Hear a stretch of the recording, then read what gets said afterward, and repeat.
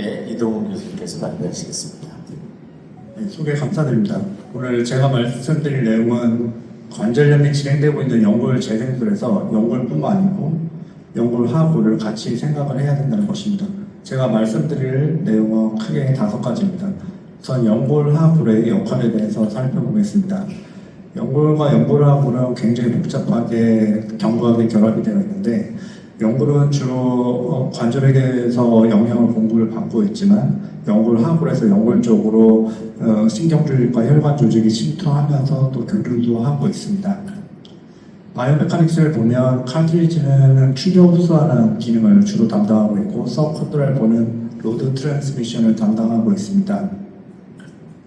그래서 무릎에 가해지는 충격을 리덕션 해주는 효과는 서브콘드랄본이 카트리지보다 한 10배 정도 높은 것으로 알려져 있습니다.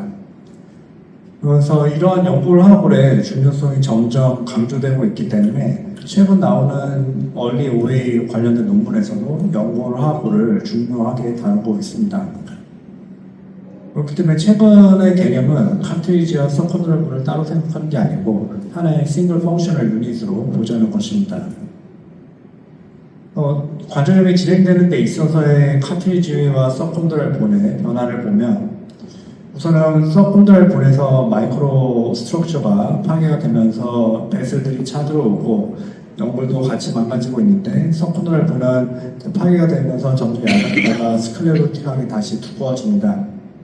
이런 과정에서 연골과 골에서 연골 쪽으로 베슬이 차들어오고, 이런 루트를 통해서 사이토카인이 분비가 되고 연골이 더 망가지는 쪽으로 갑니다. 그렇기 때문에 연골과 골은 관절염이 진행되는 과정에서 희생자의 역할이 아니고 오히려 촉발하는 드라이버 역할을 한다고 볼 수 있습니다.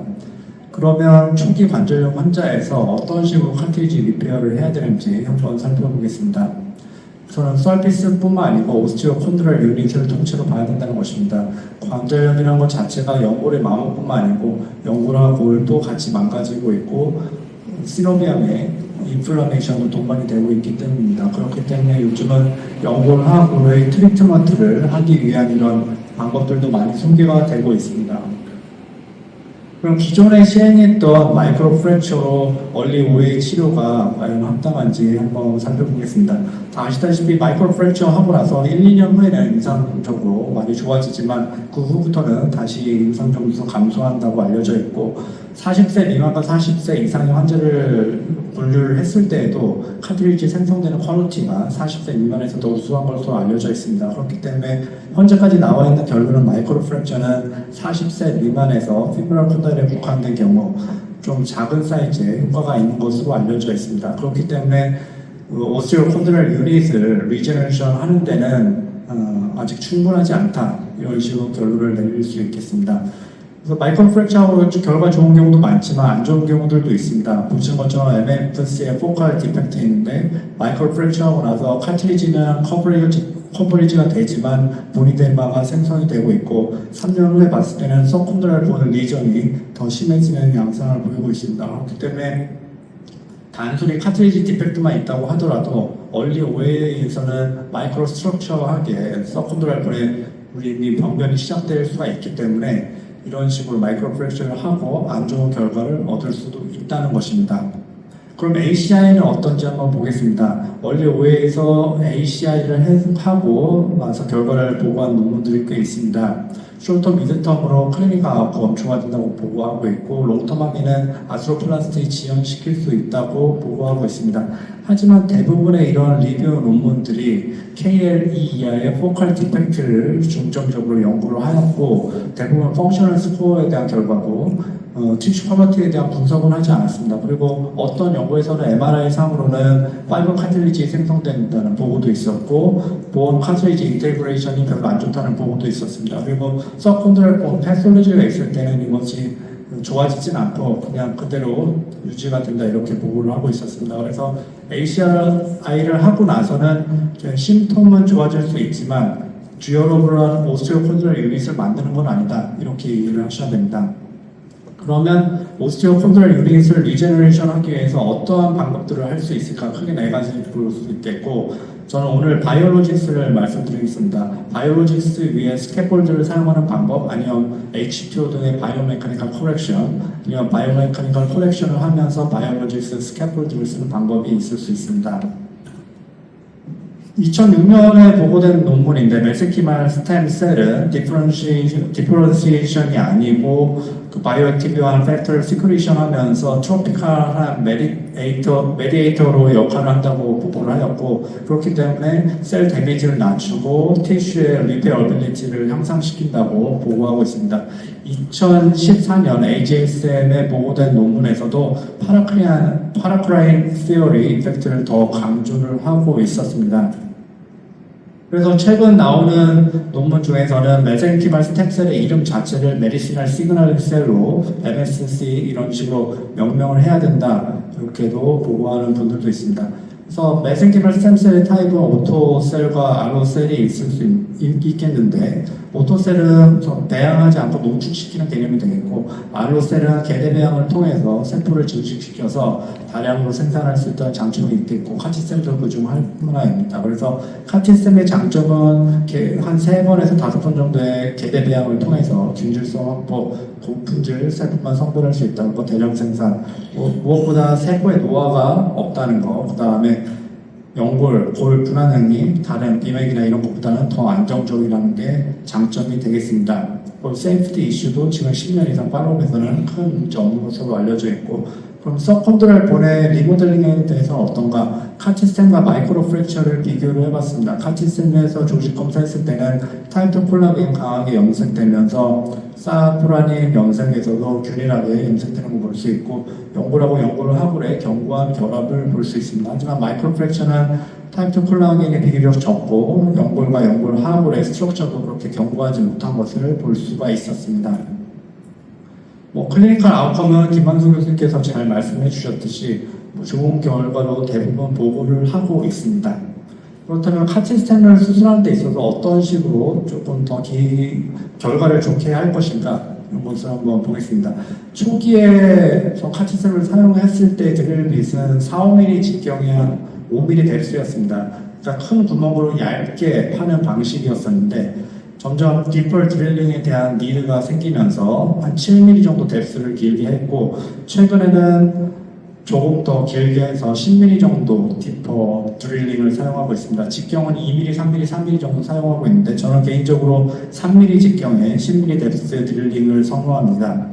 제가 얼마 전에 보고 있던 논문인데, 여기서는 10mm 드릴링을 사용해서 연구 결과를 보고를 했었고, 이렇게 10mm 드릴링을 하면은 본메로를 더 끌어모을 수 있겠고, 스템셀을 더 확보를 할 수가 있겠고, 그 다음에 디퍼 드릴링에다가 더 깊어지는 홀에다가 카티스템을 더 많이 주입하니까 더 유리한 측면이 있습니다. 왜냐하면 카티스템 자체가 디퍼런시에이션 역할이 아니고 파라크라인 이펙트이기 때문에 어쨌든 스템셀을 최대한 많이 확보하는 게 좋다라는 것입니다.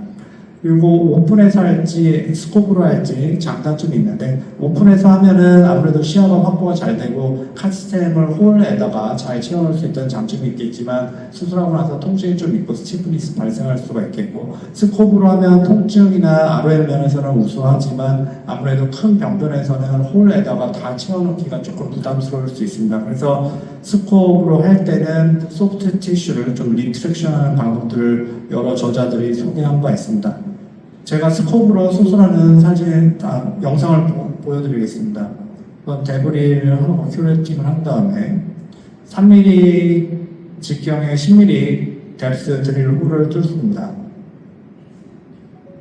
3mm를 뚫고 나서 나머지 빈 공간에는 2mm 직경에 10mm 뎁스 홀을 뚫습니다. 그리고 나머지 공간에는 또 한 1.6mm 정도 KY어로 더 드릴링을 해줍니다. 물을 다 제거하고 나서 스파이널 리들로 한 개나 2개 이용해서 소프트 티슈 리트랙션을 한 상태에서 시야를 확보를 하고 홀에다가 채워놓는데, 중요한 것은 홀 안에 다 채우게 되기 때문에 이제 베이스부터 슈퍼피시얼로 꽉꽉 채울 수 있게 이런 식으로 확실하게 채워주는 게 중요할 것 같습니다. 그리고 한 번 더 과정을 거치는데 스패츌러 같은 걸 이용해서 홀 안에다가 다시 한번 눌러줄 형식으로 하고, 이 정도 되면 카티쌤이 아무래도 남기 때문에 카티쌤 남는 거는 또 위에다 도포를 한 다음에 RM 시켜가면서 더 프레셔를 시켜줘갖고 홀 안에다 더 채워넣을 수 있도록 그런 식으로 해주고 있습니다. 파테라 페모랄도 똑같이 스코프로 가능하고 3mm 드릴링을 해서 홀을 만든 다음에 나머지 부분 2mm 드릴링하고 스코프에서 물을 빼낸 상태에서 저는 CO2 가스는 사용하지 않고 그냥 드라이 스코프로만 하고 있습니다.